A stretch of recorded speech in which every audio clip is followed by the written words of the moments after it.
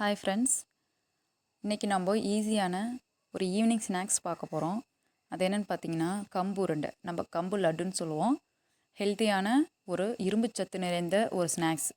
அதை என்ன பண்ணணும் பார்த்தீங்கன்னா, நல்லா தண்ணியில் ஊற்றி 2 டைம் 3 டைம் அலசி எடுத்துக்கோங்க. மேலே வர கம்பெல்லாம் அது கீழே போயிடும். மீதி இருக்கிறது நல்லா வெயிலில் ஒரு துணியில் போட்டு நல்லா காய வச்சு எடுத்துகிட்டு வந்துடுங்க. நல்லா காயணும். நீங்கள் வெயிலில் வச்சு காய வைக்கலாம், ஃபேன் கீழேயும் காய வைக்கலாம்.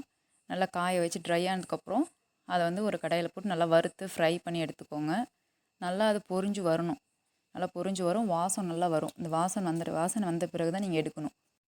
நல்லா வாசனை வர அளவுக்கு வறுத்துக்கோங்க.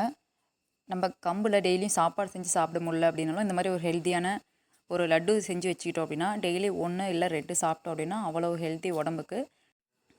நமக்கு தேவையான இரும்பு சத்து எல்லாமே இந்த ஒரு உருண்டையிலேருந்து கிடைக்கும். டெய்லி ஒன்று கொடுத்துட்டு வந்தீங்கன்னா போதும், குழந்தைங்களுக்கு அவ்வளோ டேஸ்டியாக விரும்பி சாப்பிடுவாங்க. நீங்கள் வீக்லி ஒன்ஸ் நீங்கள் இதை செஞ்சு வச்சுக்கோங்க. இதை ஃப்ரிட்ஜில் ஸ்டோர் பண்ணிங்கன்னா 20 டேஸ் வரைக்கும் வச்சுக்கலாம். நீங்கள் வெளியில் வச்சுருக்கும் போது 10 டேஸ் வரைக்கும் கெட்டு போகாது, நல்லாயிருக்கும். அதுக்காக நீங்கள் இதை என்ன பண்ணணுன்னா நல்லா ஆற வச்சுக்கோங்க. நல்லா ஆற வச்சுட்டு ஒரு பக்கம் நம்ம பாகு ரெடி பண்ணிடலாம். பாகு பதம் வர வேண்டியதில்லை. அதுக்கு 1/4 கப் வெல்லம், அதே 1/4 கப் தண்ணி எடுத்து நல்லா மிக்ஸ் பண்ணி விட்டுக்கோங்க. நல்லா கரைஞ்சி வந்ததுக்கப்புறம் கம்பி பதம் எல்லாம் வர வேண்டாம், நமக்கு ஜஸ்ட்டு கரைஞ்சாலே போதும். இப்போ கம்பு நல்லா ஆறிடுச்சு, அதை நல்லா அரைச்சி எடுத்துகிட்டு வந்துடலாம்.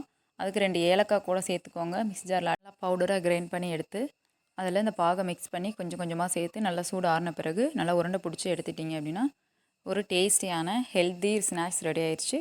தேங்க்ஸ் ஃபார் வாட்சிங்.